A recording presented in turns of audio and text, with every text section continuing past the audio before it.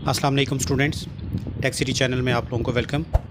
Student, आज की इस वीडियो में हम Samsung Galaxy S8 G950F Android 9 पे ये फ़ोन है, इसका FRP जो है अनलॉक करेंगे 1 क्लिक पे ADB मोड के ऊपर।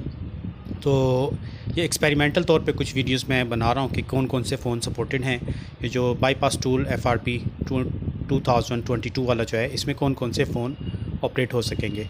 ये देखें, इस टूल को हम रन करते हैं और फ़ोन पे आपको पता है कि इमरजेंसी डायलिंग पे जाके आपने *#0* कोड डायल कर देना है। उसके बाद ये एप्लीकेशन रन करके सिंपली आपने रिमूव FRP बटन पर क्लिक कर देना है और ओके कर देना है। ठीक है, जैसे ही आप ओके करेंगे तो स्क्रीन पे USB अलाउ की वार्निंग आएगी, आपने उसको चेक लगाकर ओके कर देना है।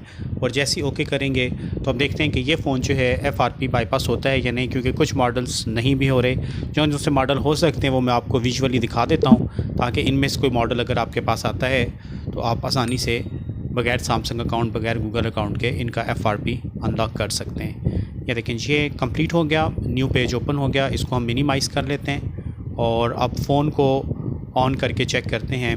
ये देखें, इसने सारी डिटेल्स वगैरह बता दी हैं यहाँ पे।